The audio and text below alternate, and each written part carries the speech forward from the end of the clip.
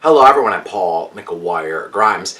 There are many films out there about the roller coaster ride of parenting, but the new film Nightbitch starring Amy Adams takes a different approach at that topic. It's in theaters and I want to talk about it. This is Paul's trip to the movies.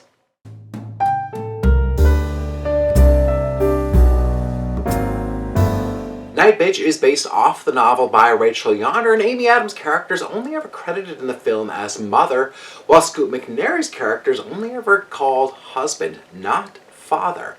Now, that should give you some insight into the roles that they play within their marriage and parenthood.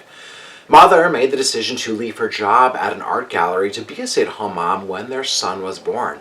Husband works and is frequently away from the home, putting most of the burden and responsibilities on mother. She has really hit the end of her rope, feeling all of the stress and that pressure.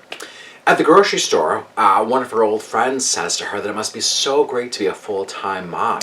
And internally, mother says, "I'm stuck inside a prison of my own creation." Writer-director Marielle Heller uses voiceover narration to convey all of Mother's inner monologues that she's too afraid to let out. She's a self-diagnosed hypochondriac who believes that she's going through perimenopause, but something stranger is going on with Mother. As she starts to grow extra hair, her smell is heightened, and she's attracting dogs. Yes, she's actually turning into a dog, much in the way that she says that she turns into a bitch at night. The film also stars Zoe Chao, Mary Holland, and Archana Rajan as the other moms in the Book Babies group. Marielle Heller's recent work includes movies like A Beautiful Day in the Neighborhood and Can You Ever Forgive Me? And I think that with all three of these films, she really dives in deeper than you might expect and really finds the humanity at the center of these complicated characters. The trailers may make you think that Nightbitch will be all about Amy Adams turning into a dog at night. And I think the film itself is not nearly as dark or as eccentric as you'd think based off that premise. These scenes are really kept at a minimum and are used more to just kind of explain the animalistic instincts that we might tap into and how these changes manifest in her everyday life. I think that if it leaned in harder to showing Amy Adams as a dog, that metaphor, I think, might have been lost on the audience. Heller really wants to keep this as focused as possible on the unspoken, weird, complicated realities of parenthood and the societal pressures put on what it means to be a mom. The film is filled with all of this self-reflection with the choices that many moms make to be stay-at-home parents before the child is born without really knowing the realities of being a parent. Tapping into these animalistic instincts allows Mother this newfound sense of freedom that she's never felt after giving birth. It's a dark comedy, and Amy Adams really handles the tone perfectly. She and Marielle Heller always aim for empathy with the character. She never becomes cartoony or this kind of unbearable character, which may have happened just given this premise.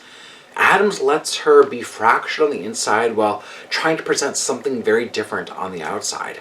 I think it's always grounded in that truth that many parents find themselves in. Scoot McNairy's husband is painted out to be absent and can barely even handle the responsibilities of when he is at home. And that divide between parents and the resentment that can come into play if one is maybe doing more of the work felt incredibly real to me. Marielle Heller tackles all of those kind of nooks and crannies within the role of motherhood, bringing voice to that inner monologue that many have but are just too afraid to use. I think it gives the middle finger to those moms that we always see that appear put together and rich while attending yoga classes in their expensive athleisure wear. This is for all the moms out there who are covered in paint, may have missed a shower or two, or forgot something at the grocery store.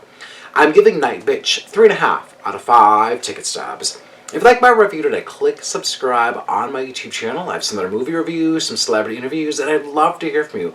Leave me a comment here on YouTube or on social media at Paul's movie trip. What are some of your favorite Amy Adams movies?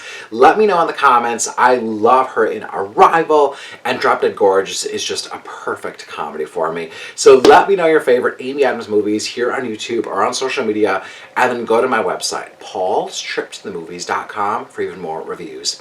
Thank you so much for watching my review of Nightbitch. This is Paul's Trip to the Movies.